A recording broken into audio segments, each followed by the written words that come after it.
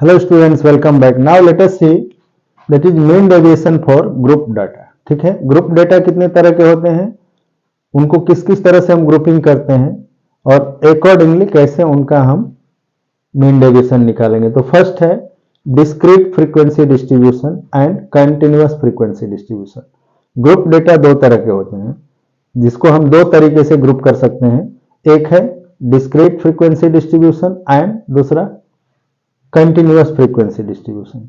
सो discrete frequency इसमें distribution में क्या होता है कि let the data consist of N distinct values. ठीक है, एन अलग अलग वैल्यूज डेटा की दी हुई हैं और उनकी फ्रीक्वेंसी एन वैल्यूज क्या है, x1 x2 x3 xn and there frequency is f1 f2 f3 fn। इसका मतलब क्या हुआ कि x1 जो ऑब्जर्वेशन है वो f1 बार आया है, x2 has come f2 times, x3 f3 times and likewise xn has come fn times. ठीक है, then how will calculate the mean deviation of this observation या this data। ठीक है, so उसके लिए भी पहले हम सबसे पहले mean निकालेंगे, then we'll follow the same procedure to find the mean deviation। ठीक है, so कैसे करेंगे। now this data can be listed in the form of table as. इसको हम टेबल के फॉर्म में कैसे लिख सकते हैं, this information can be listed in the form of table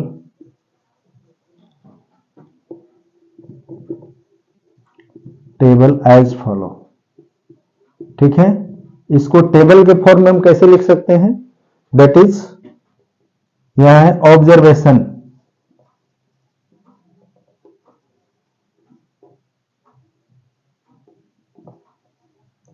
x। ठीक है, या X I we can say and its frequency F I.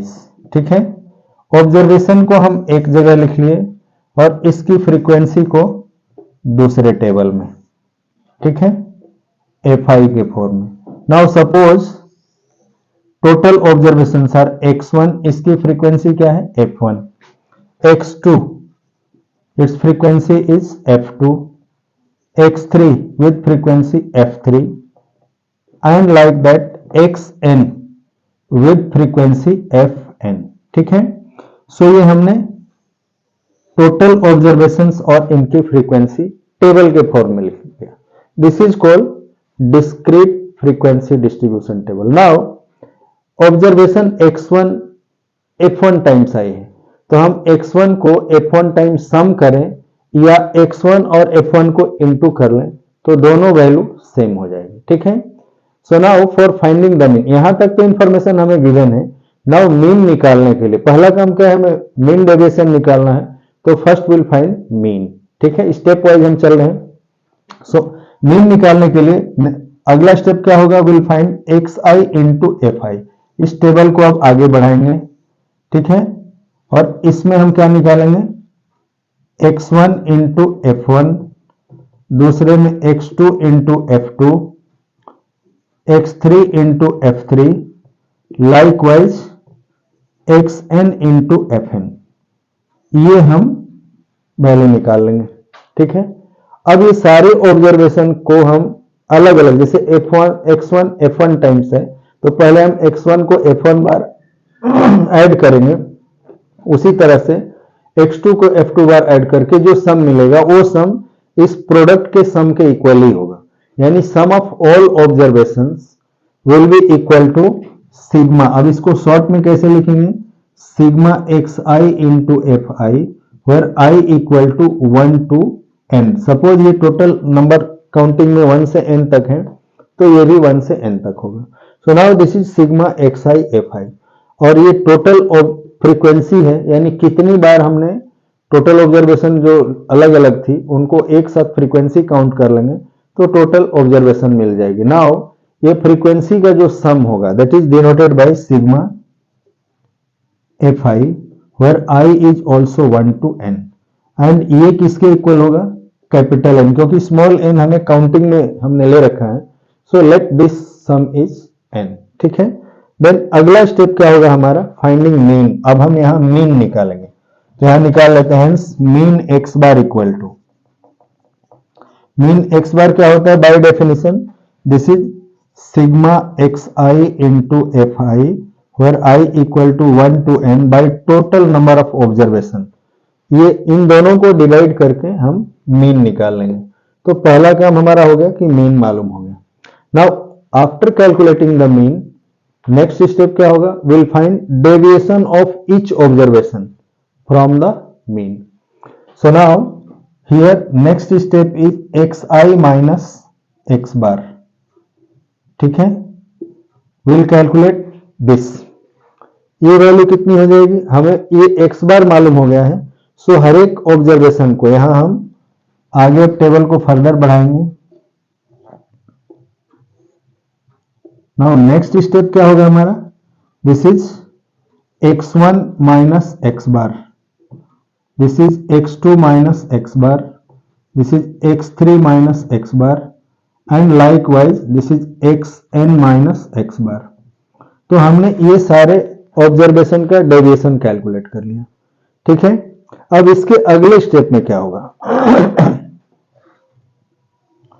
Will find the absolute value, यानी अब इसमें कुछ वैल्यू पॉजिटिव होगी कुछ नेगेटिव होगी। उन सारी वैल्यूज को पॉजिटिव करने के लिए will take the absolute value of each observation in the next table. तो नेक्स्ट टेबल क्या हो जाएगा, this is absolute value of each observation, ठीक है। यानी हमने जो ये वैल्यू निकाली है इसकी एब्सोल्यूट वैल्यू यानी पॉजिटिव वैल्यू ले लेंगे। इस स्टेप को हम डायरेक्टली यहां भी कर सकते हैं, लेकिन एक्सप्लेनेशन के लिए मैंने एक स्टेप और बढ़ाया है, ठीक है। यानी यहां पर जो वैल्यू पॉजिटिव और नेगेटिव आएगी वो सारी पॉजिटिव हो जाएगी। सो हम अगले स्टेप में क्या ले रहे हैं, this is absolute value of each observation, x1 minus x bar, this is x2 minus x bar, x3 minus x bar, and likewise xn minus x बार, ठीक है। ये हमने ले लिया हर एक ऑब्जर्वेशन की डेविएशन का यानी डिफरेंस का एब्सोल्यूट वैल्यू। अब क्या करेंगे, क्योंकि ये एक ऑब्जर्वेशन से डेविएशन है और ऐसे f ऑब्जर्वेशन है, सो अब हम सबको मल्टीप्लाई कर लेंगे। अगले स्टेप में क्या होगा, दिस इज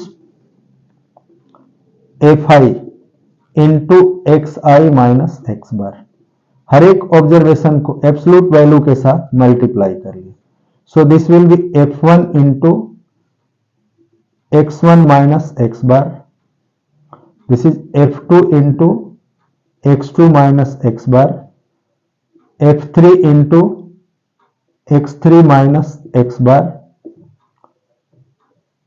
ठीक है। Likewise this is fn xn minus x बार, ठीक है।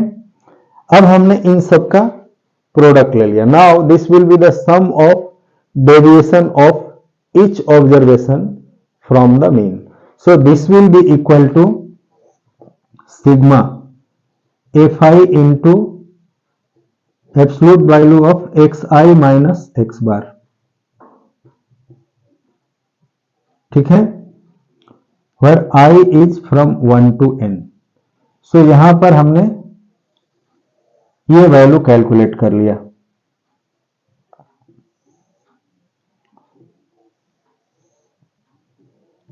ठीक है।